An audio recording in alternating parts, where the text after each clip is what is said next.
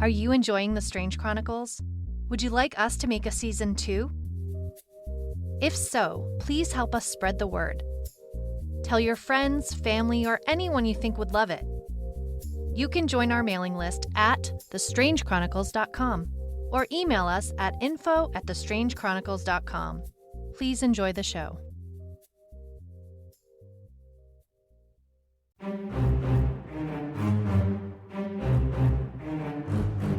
I'm Gray Cooper, private detective.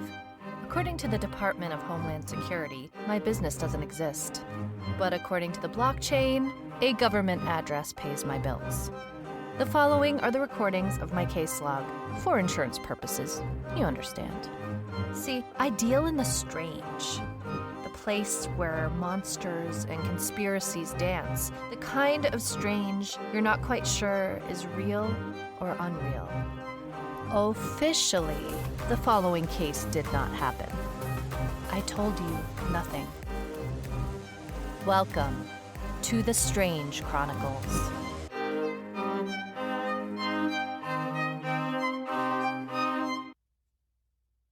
Case log 933, July 22nd, year 2052. Got the call regarding Dickie Baker, a neo-farmer from South Hadley, Kansas. He claims his wife disappeared 3 nights ago, literally into thin air. Police think she's run off, but Mr. Baker insists that just after dinner, while sitting at the table with their toddler Harvey, she evaporated. DHS wanted me to prove that this was not a case of spontaneous human combustion. The Bakers have 3 children, Brecken, Meg, and Harvey, ages 12, 10, and 2. I know what it's like to lose your mother, and I will find out what happened to theirs. Alas, I'm flying out in the morning to investigate the disappearance of Mary Beth Baker.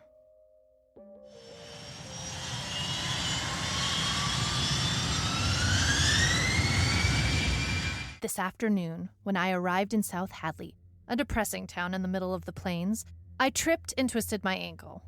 Luckily, I don't plan to stay long. Dickie Baker and his wife Mary Beth are farmers for a living. They grow Hadley pork, a bioengineered non-meat. Mr. Baker said that Mary Beth was nursing a headache on the evening she disappeared. But other than that, it was a normal day. He made Hadley pork chops and mashed potatoes for dinner. Mary Beth helped Brecken with his calculus homework, while Meg watched TV with Harvey. They ate dinner and chatted about the upcoming harvest. Brecken and Meg cleared the table, leaving Harvey and Mary Beth in the dining room. Brecken broke a plate. Meg scolded him, and then Mr. Baker went upstairs to fetch the vacuum for cleanup. There was a flash of light, and then Mary Beth was gone. At first, Mr. Baker assumed the flash was faulty electrical work. Meg and Brecken said it was like a bolt of lightning inside the house. They found a small pile of gray dust with blue particles on Mary Beth's chair and on the floor. The dust was what convinced Baker his wife had disappeared. And all baby Harvey ever said about that night is Mama Blue. Gray blue dust has something from the past ringing in my ear, but I'm afraid to pick up the phone.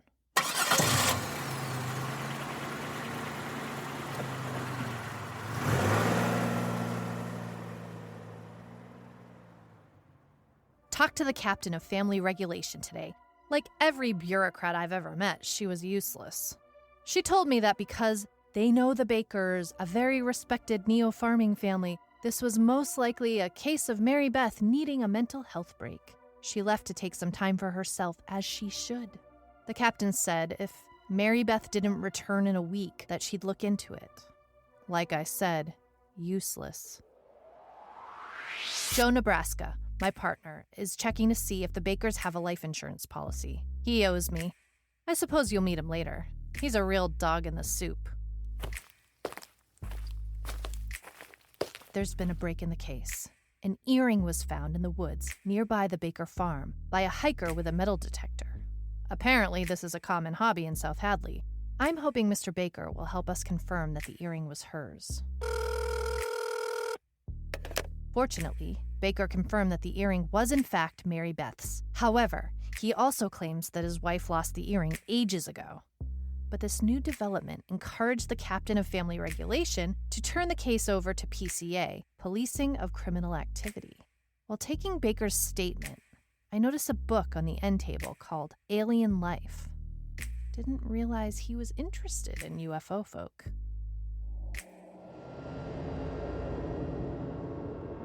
Returned to the Bakers this morning to talk to the kiddos. Today I focused on baby Harvey. He's 2, so I did not expect much. When I asked him to tell me about his mama, he said, there was a light, then boom, mama blue, then mama bye-bye. Tears gathered in those big eyes. But I thank Mr. Harvey very much for his information. The older kids didn't want to talk at first. Brecken said, no one believes us anyway. These poor kids. I reminded them that if I did learn something new, it could help us find their mom faster. I had to swallow the ache in my throat several times. Meg spoke up and said that after the light flashed, they ran to the dining room to find their mother gone and Harvey crying. Then there was dust on her chair and on the floor. Neither child could confirm Mary Beth going out for a walk at that moment. The front door creaks loudly and the children didn't hear a thing. Besides, Mary Beth wasn't wearing shoes. She only had 4 pair. 1 sandal, 1 sneaker, 1 dress-up shoe, and 1 pair of work boots. And all shoes were accounted for by Baker. Wish I could say I'm as frugal.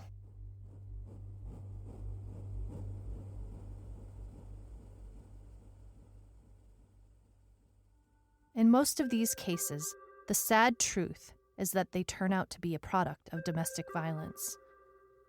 I've met many an abuser, and Baker just doesn't fit the type. No record, seems to delight in the fact that Mary Beth is an equal partner in their business, and initially he hoped she'd gone out for a long walk to take a break. He said she really has been working hard. It doesn't seem like an act, but still I need to talk to him privately.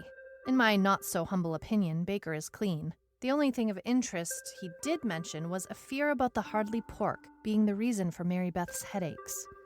But that still did not explain her disappearing into thin air at the dinner table a week ago.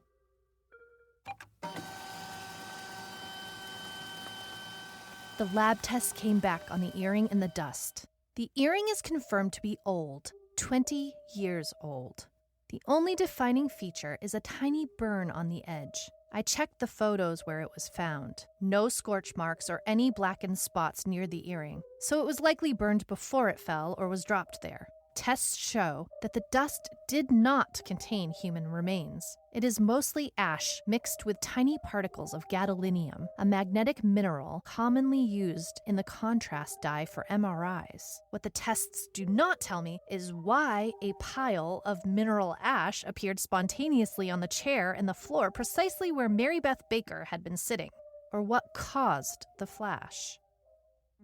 Joe is allergic to his phone today, but he did send me a document.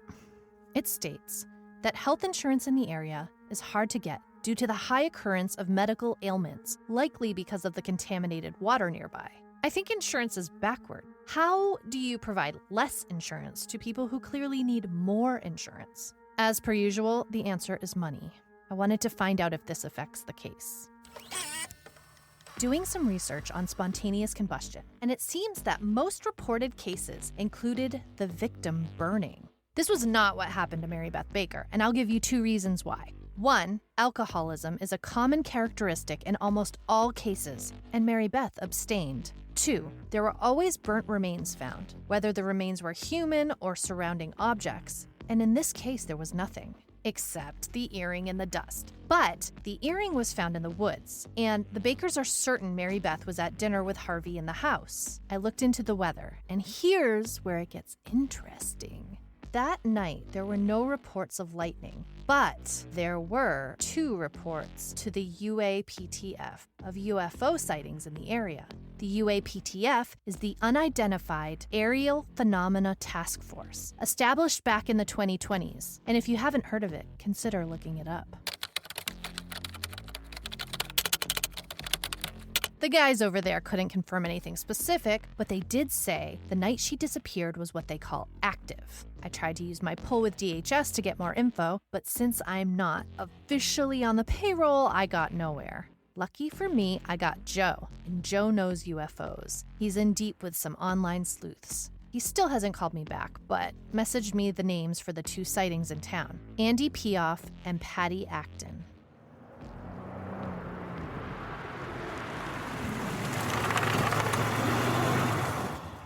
When I get to Andy's house, I shake my head. The yard, lined with barbed wire, has signs all over it. Keep out. Earthlings only. EMF detection on site. And many, many more. Must be great for the property values in the neighborhood. Andy answered the door wearing a tin hat, which was actually a baseball helmet coated in foil. He made me put my compu device in a Faraday cage, which I obliged, fighting back a neck-breaking eye roll. Speaking in conspiratorial hushed tones, he told me what he saw that night. Said he was glad I was taking him seriously since everyone treats him like he's loony. Who said I didn't think he was loony? Lucky for me, he didn't ask. According to Andy, he was watching TV when he heard a whirring sound. When he looked out the window, he saw a saucer-like aircraft, real low, just over the trees, with blue lights hovering.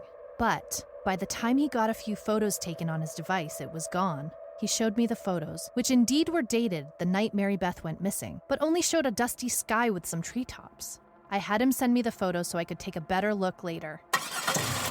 Before I head over to my second UFO sighting, there's a stop at the baker's because there was one thing I wanted to check.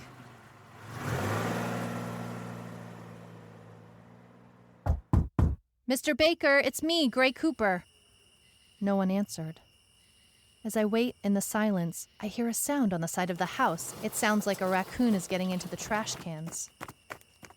But when I check, there's no one there, so I go back to the front door. This time, Brecken answers. He looks sad and strange. Meg appears in the hallway behind him. Then Mr. Baker comes outside, holding Harvey. I ask him why he was reading the book. He said in a slow, unusual manner, "What book?" "The one on the end table by the door. I tried to point it out, but it was gone." Mr. Baker looks vacant. He says that I should leave, that Mary Beth is just visiting family and would be home soon. I'm incredulous. What happened to them? He proceeds to deny his entire story and apologize for my troubles. When I call out to Brecken and Meg, they say in unison, "Goodbye, Miss Cooper." Mr. Baker tells me that my partner came by and explained everything, and then he shuts the door. I stand there in shock for a moment. My partner? Joe? Joe is in Massachusetts. Who is going around telling people they're my partner? I go back to my car. I should have left then, but I did not. Instead, I slipped on some gloves, quietly got back out of the car and hid in the shadows. I made my way along the side of the house and opened the trash can. I was too curious about what got thrown away. Carefully, I sifted through baby food jars, tissues, microwave popcorn bags, and then underneath, there was the book. Alien Life. Just then, the front door creaked open. I sprinted for the car, jumped in, tossed the book on the passenger seat, and got out of there. I tried Joe again, but got his voicemail. What the hell was that? There's no way I can go home now. Something was wrong here, and for the Bakers to recant the entire investigation made no sense. And who was it that met up with them and told them they were my partner? I can't leave here until I find out. I still have an appointment with Patty Acton, the other UFO sighting. She lives just a mile away from the first guy, Andy. Upon arrival, I ask her if she knows her neighbor. Nutjob was all she said. Patty is a religious woman, a widow who would count herself as very un-Nutjob-like. Her house bore crosses instead of alien signs. She told me she was quite uncomfortable with what she saw, but felt a responsibility to report it to the authorities. She kept asking me to confirm that it was a government ship. I said, "Ma'am, I cannot confirm anything for the government. I am a private citizen." Outside her kitchen window, I could see the same patch of woods where Andy said he saw the UFO. She gave a very similar description. Patty was washing her dessert plate in the sink when she heard a sound like a car idling. Then she dropped the plate because she was so surprised to see a round ship with a blue light. When I asked if she took any photos, she said she was too shocked to do anything but stare. Thanking her as I got up to leave, she grabbed my arm. She just remembered there's a video camera aimed at her garage. It was installed because she was trying to catch a thief who kept clipping her rose bushes. She turned on her device and began searching through the footage. There was a clip of the light, but it didn't capture the UFO. When I looked closely, I could see the light emanate from the sky like a helicopter spotlight. Then I zoomed in and found a tiny black dot that looked to move from the sky into the woods. Over and over, I rewatched the dot slowly descend from the light down and into the trees. And then I noticed something I hadn't before. The date on the video. This video was not from a week ago when Mary Beth Baker disappeared. No, this happened last night. I sent the clip to myself and then forwarded it to DHS and Joe, and then hurried back to my car. Looking out at the trees swaying lightly in the wind, I hoped that this video might help the case. If not, this town had more than enough strange for me to investigate. I popped some candy into my mouth from the pocket of my trench and noticed the book, Alien Life, sitting there on the passenger seat. The opening paragraph told a story of a lonely alien named Tomo who wanted to farm the earth to save his species. This has nothing to do with the case. I have to laugh at myself because I dug in the garbage for that non-clue, but when I flip the book back onto the seat, a card slips out. My heart sinks when I read it, and my fingers immediately dial Joe. Voicemail again. Damn. Joe? Joe, call me back, will you? There was this book about aliens at the Baker house. There was this card inside. It says, Mr. Lasulo and a number. Joe, it can't be him, right?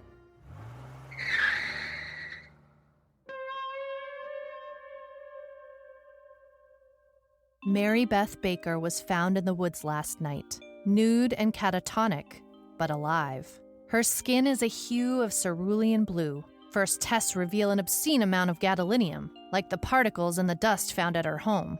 Mr. Baker has snapped out of his trance, and along with the rest of the town believes she was abducted by aliens. She is being studied at the local college hospital to find out how her skin changed and what it means. We don't know exactly what happened because she has yet to speak a word. There are many theories, and even though it was my tip to check the woods due to Miss Acton's video, I can't be sure that abduction is the only possibility. The one I told authorities is that she got lost in the woods, ate something she shouldn't have, and is having some sort of strange allergic reaction. Not sure if they buy my story, but it provides them something to give the news, and a theory allowing them to sleep at night. Looks like the one with the last word on this case is Harvey. Mama sure is blue.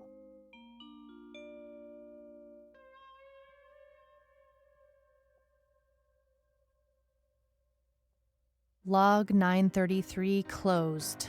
There is something bigger going on here, something personal. This case reminds me of my very first one.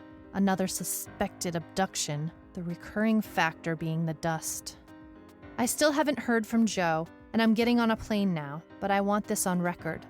People from the past, very bad people, may be after us. If you read in the media that something has happened to me or Joe, please send this to DHS. Stop.